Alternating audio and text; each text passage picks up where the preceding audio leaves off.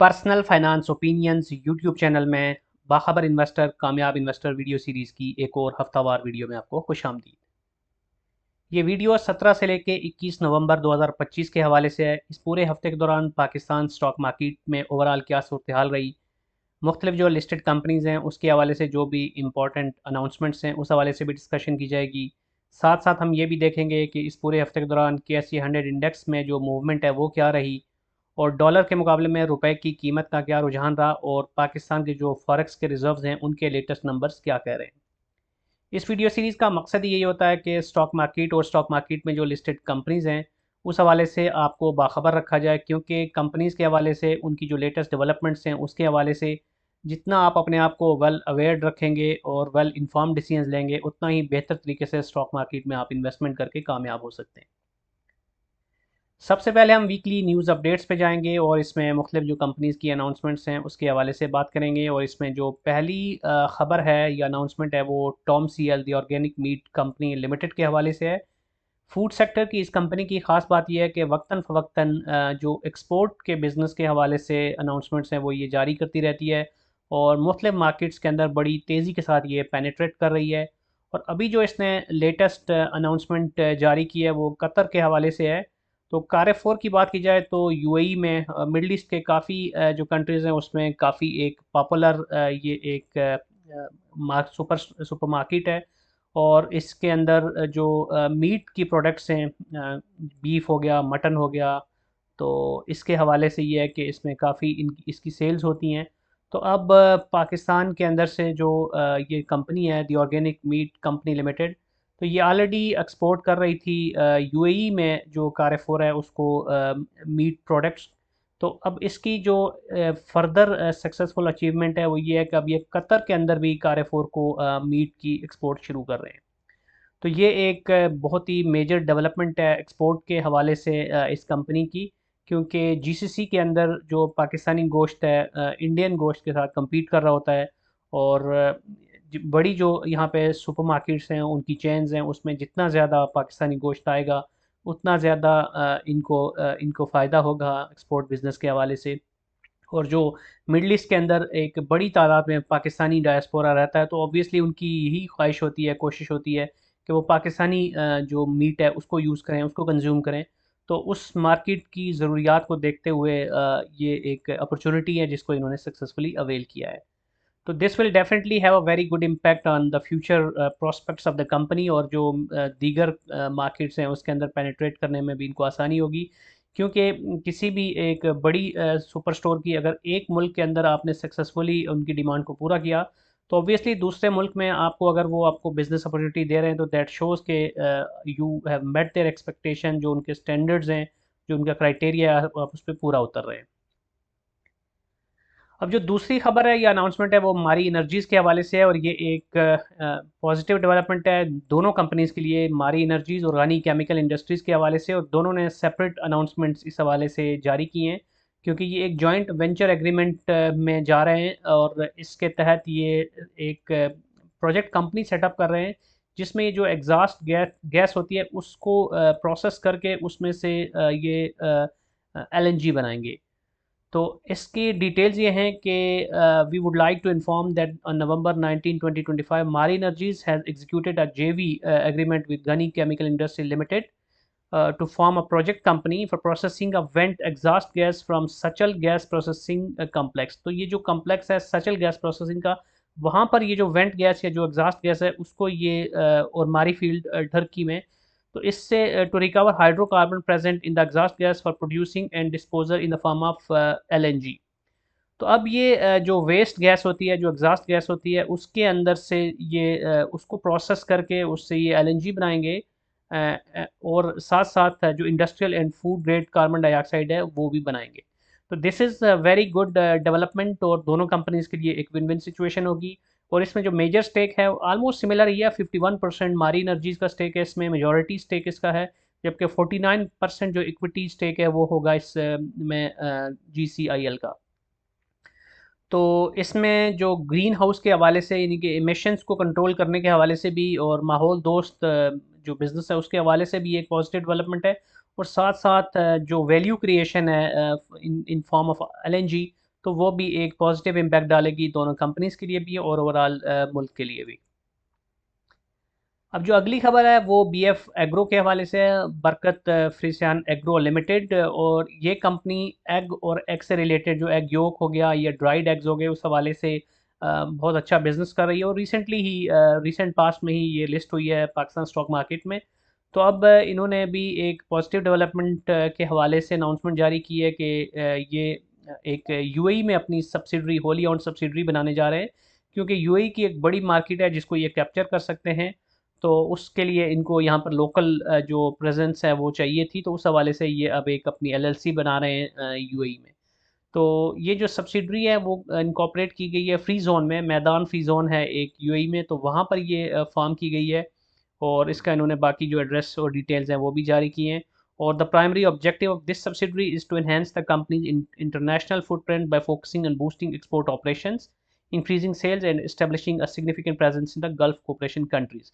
तो GCC region overall इनका target है। तो यूएई में फ्री जोन में चूँकि बिजनेस फ्रेंडली इन्वायरमेंट है यहाँ पे और बड़ा एक स्मूथ और स्ट्रीमलाइन प्रोसेस है जिसके ज़रिए फ्री जोन कंपनीज लिस्ट होती हैं, बनाई जाती हैं। तो इसलिए इन्होंने यहाँ पर कदम जमाए और अब इसके बाद ऑब्वियसली जिस तरह इन्होंने मेंशन किया कि जीसीसी रीजन को इन्होंने टारगेट करना है, तो we can expect similar type of movements if it goes successful, कि ये फिर जो दीगर कंट्रीज़ हैं सऊदी अरेबिया, कतर, इनमें भी ये अपनी इस तरह की पेनिट्रेशन कर सकते हैं डाउन द रोड। अब जो अगली खबर है वो भी फूड सेक्टर की कंपनी है, इसकी मल्टीपल अनाउंसमेंट्स जारी हुई थी मेटको फूड्स लिमिटेड के हवाले से। राइस एक्सपोर्ट्स में इसका एक बड़ा नाम है और राइस की प्रोडक्ट्स जो हैं वो काफ़ी ज़्यादा इसकी पॉपुलर हैं। तो इन्होंने जो पहली अनाउंसमेंट जारी की है वो तो ये है कि कुछ अर्लियर डिस्क्लोजर भी था इनका 9 मई 2025 को। तो on top of this they have informed कि we have executed a business transfer agreement, तो जिसको बीटीए बोलते हैं। नवंबर 17 को इन्होंने एक अपनी होली ऑन सब्सिडरी यानी कि फलक फूड्स के साथ, जो कि प्राइवेट कंपनी है, उसके साथ इन्होंने ये बिजनेस ट्रांसफ़र एग्रीमेंट किया है, जिसके तहत जो इनका स्पाइसेस यानी कि मसाला पैकेजिंग का सेगमेंट है वो अब ये फलक फूड के हवाले कर रहे हैं और इस हवाले से जो भी एक्टिविटीज़ हैं वो ये कर रहे हैं। तो ये अगली जो इनकी अनाउंसमेंट है उसके साथ इसका एक लिंक बनता है, क्योंकि ये फलक फूड जो कि प्राइवेट कंपनी थी अब ये लिस्ट भी होने जा रही है। तो उसके अंदर ये अब ये अपना जो स्पाइसेस यानी मसाला जात का सेगमेंट है वो भी ले आए। तो यहाँ पर आप सेकंड जो अनाउंसमेंट है उसमें देख सकते हैं, इन्होंने मेंशन किया है कि फलक फूड प्राइवेट लिमिटेड जो इनकी एक सब्सिडरी है, तो we are pleased to inform that after evaluating various equity raising options, the board has decided that the subsidiary will be listed as a separate legal entity on exchange। तो Pakistan stock market में ये एक subsequently एक और IPO आने जा रहा है जिसके तहत फलक फूड्स प्राइवेट लिमिटेड, जो कि पहले एक प्राइवेट कंपनी थी wholly owned subsidiary of Metco food, तो अब ये अलग एंटिटी के तौर पे लिस्ट होने जा रही है। तो ये इक्विटी रेजिंग के हवाले से भी पॉजिटिव डेवलपमेंट है, इनको फाइनेंसिंग में आसानी होगी और साथ साथ ये है कि स्टॉक मार्केट के लिए भी और स्टॉक मार्केट इन्वेस्टर्स के लिए भी पॉजिटिव डेवलपमेंट है। क्योंकि जैसे पिछले हफ्ते की जो बाखबर इन्वेस्टर कामयाब इन्वेस्टर वीडियो सीरीज़ थी उसमें मैंने डिस्कस भी किया था कि मल्टीपल जो आईपीओज हैं वो ऑन द टेबल हैं फॉर द अपकमिंग 6 और 7 मंथ्स। तो उस हवाले से ये भी एक अनाउंसमेंट है कि फलक फूड्स भी अब लिस्ट होने जा रही है पाकिस्तान स्टॉक मार्केट में।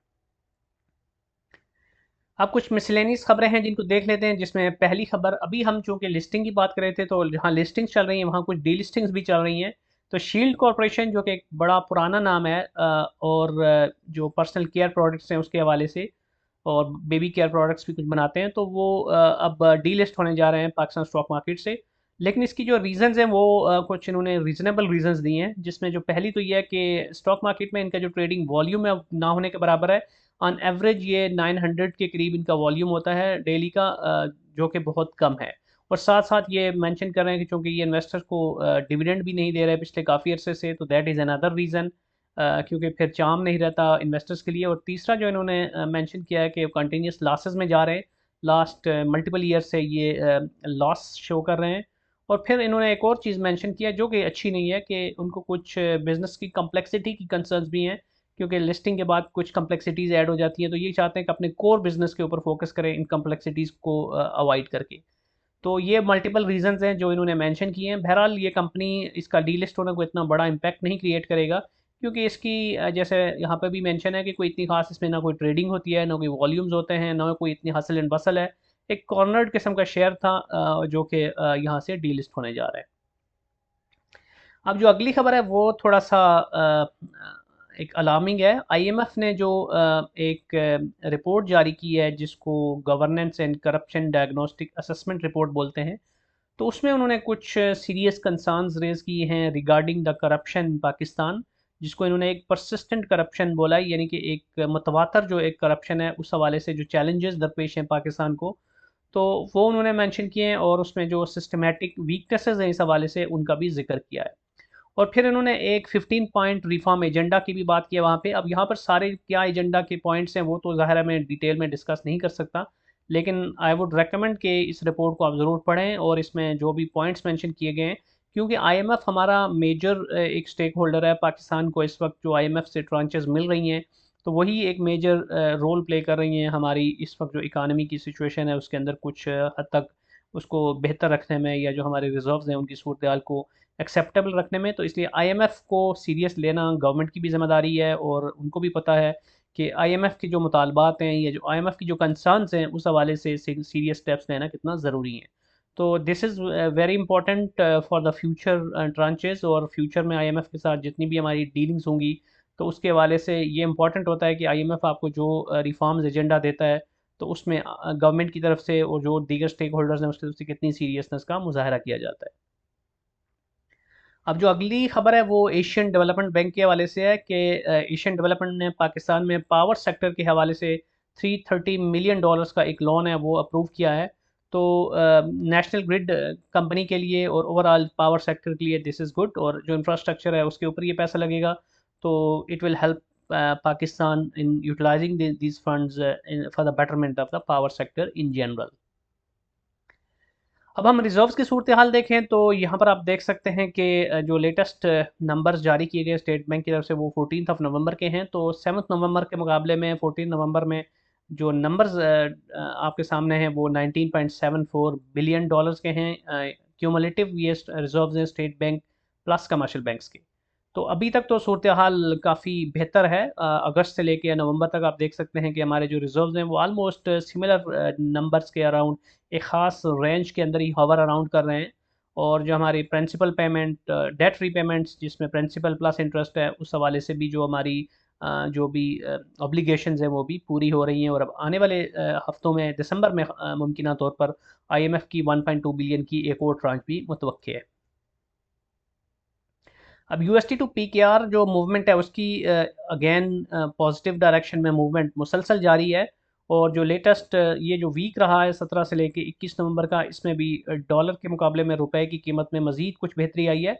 आल्दो कि ये जो चेंज आ रही है ये बहुत ही नॉमिनल किस्म की है, कोई बहुत बड़ा फ़र्क नहीं आ रहा। जैसे 17 को 280.71 था और 21 को देखें तो 280.62, तो ऑलमोस्ट सिर्फ 9 पैसास का फ़र्क आया है। लेकिन still any movement which is in the positive direction is considered good. तो जब तक रुपया मुस्तहकम रहता है और डॉलर दोबारा से एक इसके ऊपर हावी होना शुरू नहीं हो जाता, तब तक it will be considered positive. All right, अब आखिर में हम देख लेते हैं कि KSE 100 इंडेक्स में क्या सूरत हाल रही। तो आप यहाँ पे देख सकते हैं कि 17 को जो ओपनिंग हुई थी वो लगभग 1,63,000 से ऊपर हुई थी। और उसके बाद हमने देखा कि मंडे और ट्यूसडे दोनों दिन नेगेटिव क्लोजिंग हुई, मार्केट में सेलिंग प्रेशर रहा। और उसके बाद आल्दो के 19 और 20 को यानी वेंसडे और थर्सडे को पॉजिटिविटी वापस आई, लेकिन स्टिल फ्राइडे को दोबारा से सेलिंग प्रेशर देखने को मिला। और ओवरऑल देखें तो इस पूरे वीक के दौरान मार्केट अप्स एंड डाउन्स के बाद वापस नेगेटिव क्लोज हुई 1,62,102 पे। तो तकरीबन 1,000 से ज़्यादा पॉइंट्स इस हफ्ते के दौरान भी मार्केट ने लूज़ किए। तो पिछले कुछ अरसे से मार्केट लड़खड़ा रही है, स्टम्बल कर रही है और मार्केट के अंदर वॉल्यूम भी बहुत कम है। तो ये थोड़ा सा अलार्मिंग है। एक रीज़न तो इसकी ये भी है कि इस वक्त कोई ट्रिगर पॉइंट नहीं है, कुछ भी खास नहीं है, ना तो रिजल्ट्स का सीज़न चल रहा है और ना ही इकोनॉमिक फ्रंट के ऊपर कोई इतनी पॉजिटिव इस तरह का कोई ट्रिगर है जो कि मार्केट को फौरी तौर पे बढ़ावा दे सके। और मार्केट पहले भी बहुत ज़्यादा ऊपर जा चुकी है, तो इसके बाद नेचुरली इस पॉइंट के ऊपर एक कंसोलिडेशन या करेक्शन बनती है। क्योंकि बहुत सारे लोग जिन्होंने लोअर प्राइसेस के ऊपर अच्छे वक्तों में शेयर को ख़रीदा है, तो जनरली एक साइकोलॉजिकली भी देखा जाए तो इस वक्त वो जो सिचुएशन है उसके अंदर कोशिश है उनकी कि वो यहाँ पर प्रॉफिट टेकिंग करें। दूसरी बात ये कि दिसंबर में हॉलीडे सीज़न आता है वर्ल्ड वाइड, तो उस वक्त भी जो इंटरनेशनल इन्वेस्टर्स हैं वो भी, उनका भी रुझान जो है ना वो कम हो जाता है। तो ये भी फैक्टर है। और साथ साथ अगर आप इंटरनेशनल मार्केट्स को इस वक्त देख रहे हैं और उनको एनालाइज कर रहे हैं, तो आपको आइडिया होगा कि इस वक्त दुनिया भर में जो इक्विटी मार्केट्स हैं ख़ासतौर पे वो काफ़ी ज़्यादा प्रेशर के शिकार हैं। यूएई की मार्केट्स को ले लें, सऊदी ले लें, मिडल ईस्ट का ले लें, यूएस की मार्केट्स को ले लें, हर जगह पे आपको इस वक्त सेलिंग प्रेशर नज़र आ रहा है। जो एआई का बबल बस्ट हो रहा है उसके हवाले से बात चल रही है, क्योंकि एआई के अंदर बहुत ज़्यादा इन्वेस्टमेंट्स हो चुकी हैं, तो अब रिटर्न ऑन इन्वेस्टमेंट के हवाले से कंसर्न्स हैं। फिर जापान को लेके कुछ कंसर्न चल रही हैं, क्योंकि वहाँ पर अगर रेट्स बढ़ते हैं, फिर यूएस का जो फेड की तरफ से जो अनाउंसमेंट आनी है रेट कट के हवाले से, उसके हवाले से अभी तक क्लैरिटी नहीं है। फिर जो यूएस का जॉब मार्केट का जो डेटा आता है वो भी एक फैक्टर होता है। तो there are lot of things which are impacting. फिर जो ऑयल की प्राइसेस हैं वो भी इस वक्त एक मेजर फैक्टर होती हैं। तो ये कुछ इफ्स एंड बट्स हैं जिसकी वजह से दुनिया भर में इस वक्त मार्केट्स के अंदर थोड़ा सा एक नेगेटिव साइड पे हमें मूवमेंट देखने को मिल रही है। उसके बरक्स पाकिस्तान की मार्केट में बहरहाल जो इंटरनेशनल मार्केट का जो इम्पैक्ट है वो उस तरह का नज़र हमें नहीं आ रहा। लोकल फैक्टर ज़्यादा यहाँ पे रोल प्ले कर रहे होते हैं, लेकिन स्टिल आई वुड से कि मार्केट अभी भी उस तरह नेगेटिव नहीं गई। यहाँ पर आप देख सकते हैं कि इसको हम कंसीडर कर सकते हैं कि आलमोस्ट एक कंसोलिडेशन चल रही है। थोड़ा बहुत अप्स एंड डाउन बीच में आ रहे हैं, लेकिन स्टिल मार्केट ने अभी तक वो एक नेगेटिव ट्रेंड स्टार्ट नहीं किया कि जिसका हमेशा से ख़तरा होता है जब मार्केट बहुत ज़्यादा ऊपर चली जाती है। बहरहाल सेलेक्टिव अप्रोच के साथ और अच्छे फंडामेंटल्स की हामल कंपनीज़ के अंदर बाय एंड डिप आप ज़रूर फॉलो कर सकते हैं, लेकिन काशियस अप्रोच भी रखना ज़रूरी है। और वर्ल्ड वाइड और लोकली इकोनॉमिक फ्रंट के ऊपर, पॉलिटिकल फ्रंट के ऊपर, लॉ एंड ऑर्डर के हवाले से भी क्या मामलात हैं, उन सब के ऊपर भी गहरी नज़र रखिए और उसी हवाले से फिर आप अपनी रिस्क एपेटाइट के मुताबिक अपने डिसीजन लीजिए। आज की वीडियो को यहीं पे कंक्लूड करते हैं। कोई भी क्वेश्चन या फीडबैक है तो आप कमेंट सेक्शन में लिख सकते हैं, और अगर आपको ये वीडियो पसंद आई है तो चैनल को सब्सक्राइब करना, वीडियो को लाइक करना और बेल आइकन को प्रेस करना मत भूलिएगा। Thank you very much.